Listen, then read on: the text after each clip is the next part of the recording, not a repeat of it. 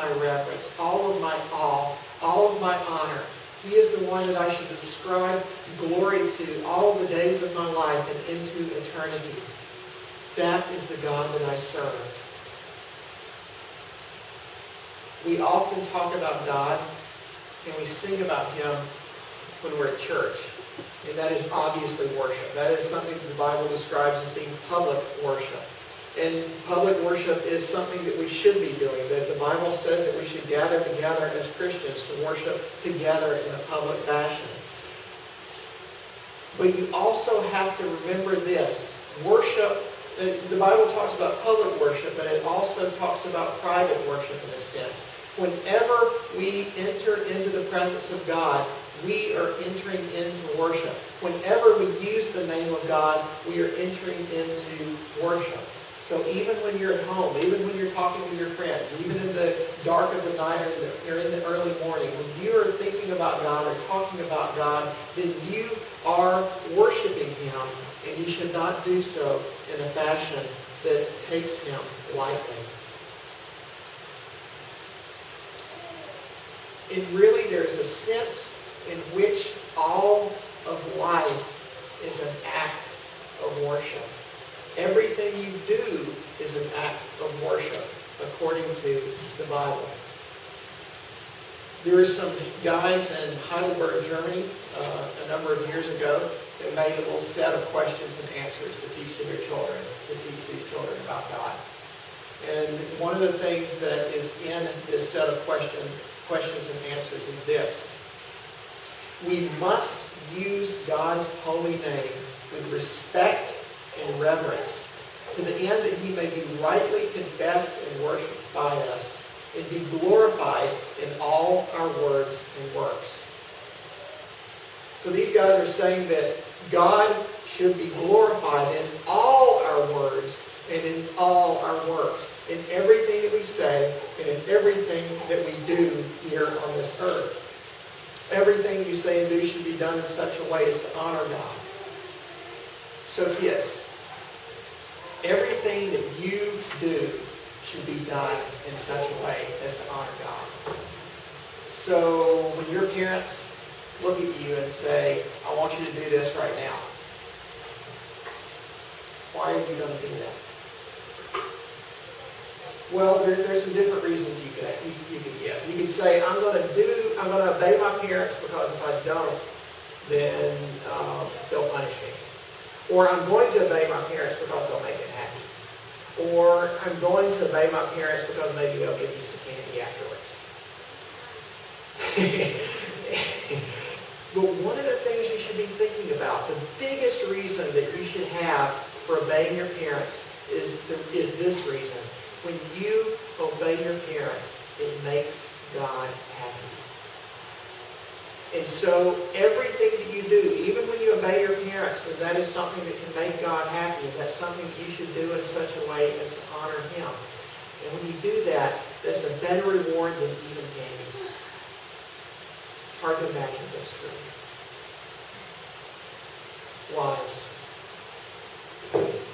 when you do your work at home, when you do your work in the world, you need to do it in such a way as to, with a desire to obey God and to see Him glorified.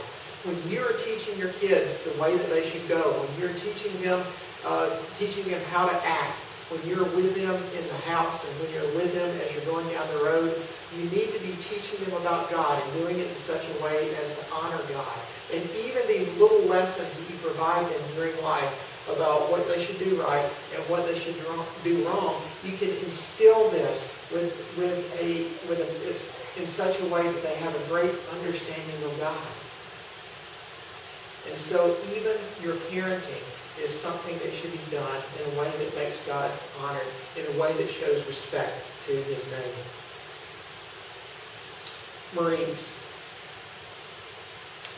Let's say that your commanding officer gives you some sort of ridiculous work to do, something that is above and beyond what you probably should be asking. And at that point, you have a choice that you can make. You can do what your commander has said and do it with a smile on your face and obey him completely, or you can grumble and complain about it. Let me tell you something. Your fellow Marines, the people that are around you, are going to see how you act. And you are either going to show honor to the name of God or you're not.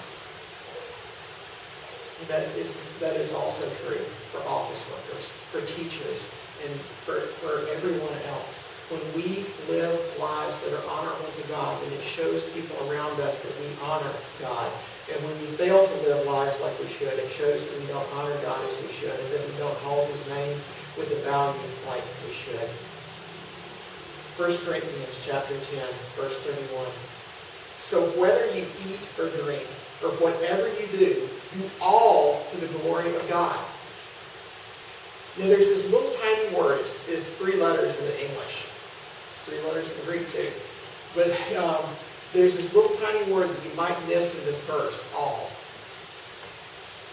And if you miss that all, then you won't understand the extent to which you should be glorifying and worshiping God in your entire life.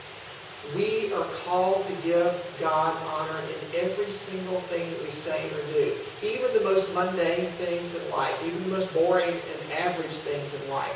Things like eating and drinking should be done in a way as to bring honor to God. Because everything that we do, everything that we say, everything that occupies our day should be an act of worship. And if you don't make it an act of worship, if you don't show honor to God in the way you do it, then you're not going to show respect to His name as you should. And He is a God who does not hold Him guiltless who takes His name in vain. And so all of this entire sermon, is a reminder that we need to use God's name very, very carefully. We need to use it reverently. We need to use it worshipfully. We need to show the honor and respect that are due to Him because He is the great God and He is the God who has saved us.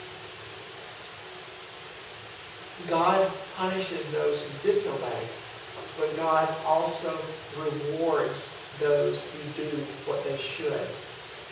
And so when we honor His name by honoring Jesus Christ, when we honor His name properly in public worship by thinking of Him as holy, when we hold Him in great esteem, when we think about who He is and what He has done for us, and we worship Him well, then He will bless us.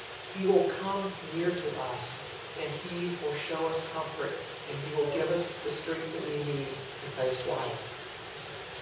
So we have a few more minutes of worship. We have a few more minutes in which we can think of God's name like we should. Put your entire heart on Him. Put your soul on Him. Put your mind on Him. And worship Him reverently.